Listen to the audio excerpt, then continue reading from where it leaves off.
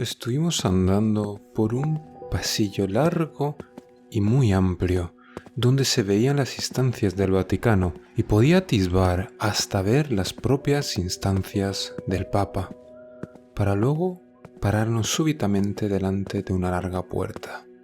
¿Por qué hemos venido tan lejos? No es tan secreto lo que vamos a hablar. Ante el mal, chico, tienes que ser siempre un poco cauteloso. ¿Sabes lo que es el mundo onírico? Sí, el mundo de los sueños. Cualquiera sabe un poco de eso hoy día. Bueno, no cualquiera sabe la verdad. El mundo de los sueños es el espacio donde el ser humano descansa en su mente cuando está durmiendo de día. O puede que esté durmiendo de noche. Es un espacio donde reside la conciencia para despejarse de las impurezas del mundo material. Cuando un ser que no pertenece a este plano entra de cualquier manera en el cuerpo de un ser humano, también puede acceder por consecuencia a este mundo. Este fue el caso de este demonio, que aprovechó la ventaja para no solo, estando en posesión del alma de Mirela, robar la de un servidor de Dios. Es una tarea realmente complicada, pero cualquier ser humano es corruptible, igual que la de este padre. Pero eso no explica por qué mi nombre estaba ahí. Bueno, ve tranquilo, te tengo que explicar las cosas paso a paso. Lo que pasó fue que Mirela poco a poco perdió el control de su conciencia, y ese ser, tras el intento fallido de exorcismo, tomó más poder, como si en el momento de el exorcismo no solamente devorase un poco más el alma de Mirela, sino que también hizo un vínculo con el padre, el cual empezó a soñar con este ser y me informó directamente a mí, en el Vaticano. Le dije que viniese de inmediato, era un asunto serio, y para un padre tan joven y carente de experiencia, este caso le superaba con creces, ya que no estábamos hablando de un demonio cualquiera, estamos hablando de, obviamente, uno de los príncipes. Tengo que averiguar cuál, pero aún así, mientras tanto, tú tienes que hacer tu labor, para lo que eres bueno, rastrear. Porque al fin y al cabo eres un detective. Para. Mira, este caso me parece realmente extraño y no sé, de verdad, cómo he llegado yo a esa lista. Por favor, explícamelo. Dije ya yo con un tono mucho más molesto. Este caso parecía ir muy lento y yo, aun siendo una persona paciente, quería respuestas, no vueltas y vueltas y mareos de parte de un cura. Iba a ir a contártelo justo ahora, pero parece ser una persona mucho más impaciente de lo que yo imaginé. No es que sea una persona impaciente, es que usted me está diciendo que existe el mal, y yo honestamente me parecen patrañas. Me duele mucho oírlo de verdad, porque es la excusa y la herramienta que usa el demonio para esconderse en el ser humano, hacer como que no está, corromper nuestros corazones y nuestras mentes y nosotros atribuirlo a nosotros mismos, alimentándolo de esta manera con nuestra ignorancia y ceguera. Pero no te preocupes, este caso te volverá a meter en el redil o simplemente te matará. Y el motivo por el que estás aquí es porque en los sueños del Padre salió tu nombre. Pero bueno, un nombre es algo aleatorio, tampoco es tu nombre y apellido, chico. Edad concreta y fecha de nacimiento. Y eso, chico, no es una coincidencia, ya que el padre no te conoce de nada. Él vivía en otra ciudad, además. Lo que dijo de ti sí es preocupante. Dijo que la única persona que es capaz de satisfacer a ese ser eres tú. Parece tener unas cuentas pendientes contigo. ¿Cómo que unas cuentas pendientes? Si ni siquiera creo en los demonios, ¿qué cuentas voy a tener yo con ellos? Dije en un tono ya frustrado. Bueno, Hay algo llamado herencia de sangre, ¿sabes? Y resulta que tú tienes eso.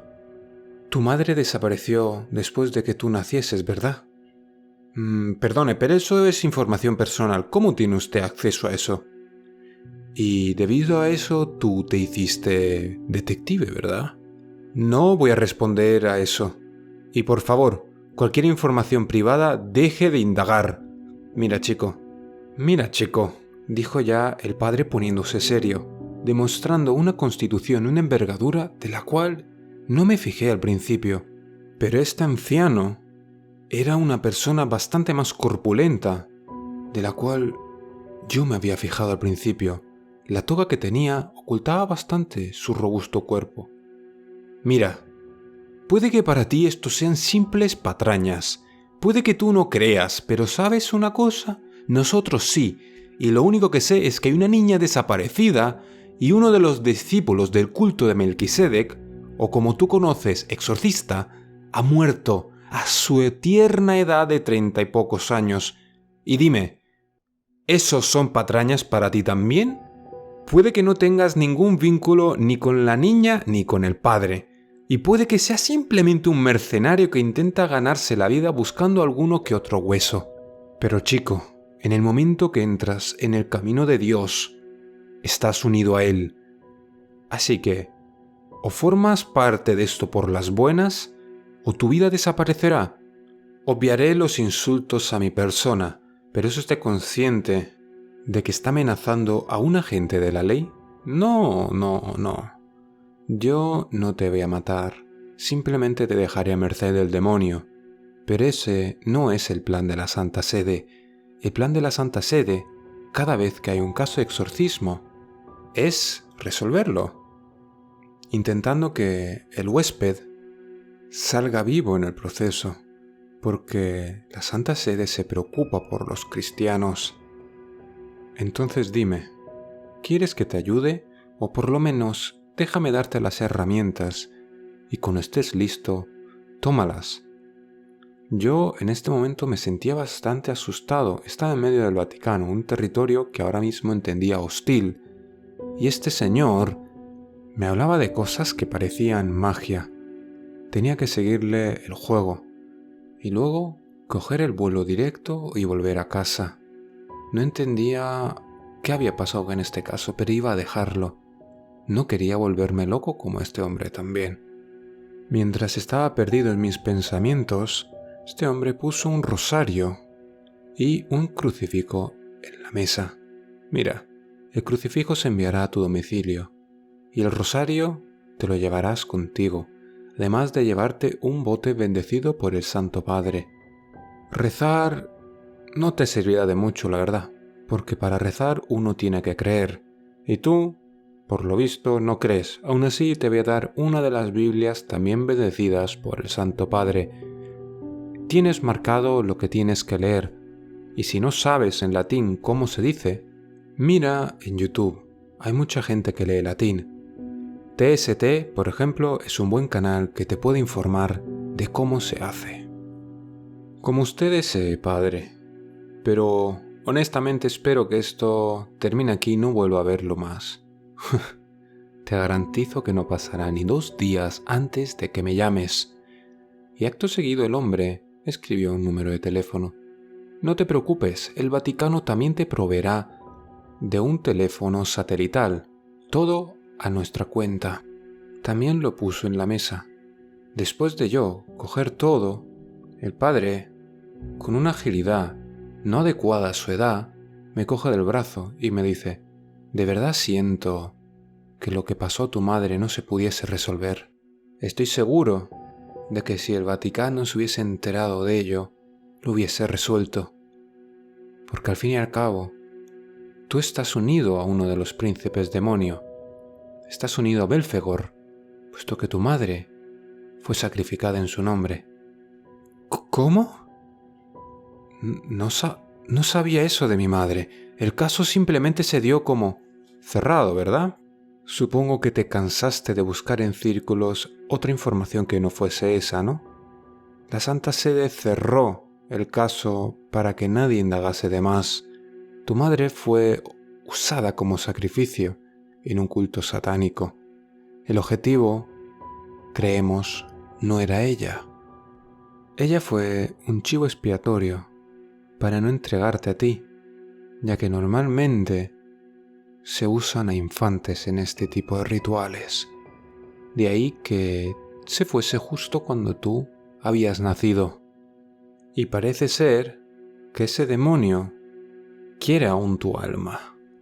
Tu madre hizo un trato con el culto y por ende con el demonio, donde tú y tu alma eras la moneda de cambio. Se te usó como moneda antes de nacer porque en ese momento tú no eras consciente ni tenías el derecho de tomar decisiones. Es una treta que usan los demonios para llevarse el alma de los inocentes. Pero no te preocupes, esta vez la iglesia está de tu lado. Ahora mismo yo no puedo ir contigo, pero te prometo una cosa, en el momento que termine mis asuntos aquí, vendré a tu lado y terminaremos esto juntos. Vendré en persona para asistirte en el exorcismo, para esta vez sacar al demonio de Mirela, dijo el padre, apoyándose firmemente en su silla. Es increíble lo concentrado que estaba que ni me había dado cuenta en sí de la habitación. Era una habitación espartana, austera y carente casi de muebles, coronado todo por un gran ventanal que tenía a su lado una hermosa estantería llena de libros.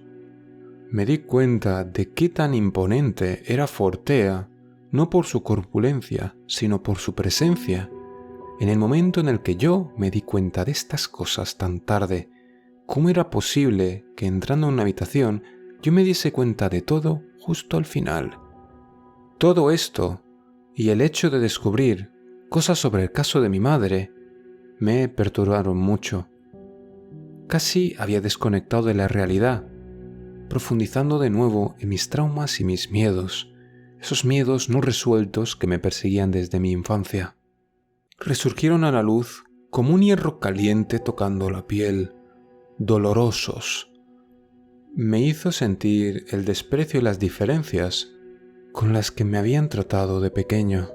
Esos desprecios que me hacían sentir tan dolido y mi padre jamás pudo suplir esa necesidad de tener una madre. Estos pensamientos me daban vueltas como un pájaro encerrado en una jaula y haciéndome entrar en una burbuja de mis propios pensamientos, haciendo que toda mi instancia en el Vaticano fuese en piloto automático. Lo único que recuerdo es ya montando al avión. En ese momento quise indagar de nuevo en el diario, en las fotos que hice, para así ver cómo podía descubrir más sobre el caso. Ahora quería involucrarme más. No porque me interesase, no, sino porque le debía a este hombre esta información. Era como un código de honor entre detectives. Este tipo de información se paga con lealtad. Y yo, aun cuando este hombre me definió como un mercenario, era algo parecido. Estaba intentando subsistir parasitando los dolores de otros, intentando resolverlos sin importarme a mí las consecuencias que estos actos tuviesen. En el diario, con la misma letra apresurada y dolorosa, Mirela enfatizaba el profundo odio que empezaba a surgir en su interior. Un odio hacia el padre. Quería matarlo. Quería hacerle sentir el mismo dolor que sintió ella. Después de esa entrada, todas las que la siguieron estaban inconexas, no tenían sentido alguno, eran delirios de un loco. Aún así, se dio cuenta que si releía la parte izquierda, el inicio de cada oración, tenía su nombre, una y otra vez, con cada palabra nueva. Antón, Antón, Antón. Página tras página, hasta el fin de ese diario. Esto le desconcertó profundamente a Antón. Aún así, solamente pensaba en su madre, en que tras el caso preguntaría al padre el nombre de ese culto para pararlo y que ningún otro hijo nazca y crezca sin una madre. No era justo y alguien le tenía que poner fin. Él estaba sumido en el plan de actuación contra este culto desde el momento en el que bajó del avión hasta su apartamento, el cual a su sorpresa tenía el pomo roto y la puerta estaba entreabierta. En ese momento él no dudó, ya que iba a entrar e iba a coger el arma de reserva que estaba cerca de la puerta. Entró con sigilo, agachado, mirando fijamente alrededor, y con increíble sigilo abrió una de las habitaciones que estaba cerca de la puerta, cogiendo el arma de reserva que tenía, una Glock. En ese momento, armado de confianza, se dirigió hacia el salón, donde con escasas esperanzas pensaba encontrar al malhechor que hizo esto. Y para su sorpresa, eso habría sido mucho mejor comparado con lo que se iba a encontrar ahora. En la pared de su salón, quitando la hermosa y grande tele que tenía en el mismo, que ahora estaba en el suelo, había una frase, escrita en una sangre muy fresca que él pensaba que no tenía más de un día ahí. La frase decía así: Antón, esta vez no fracasaremos.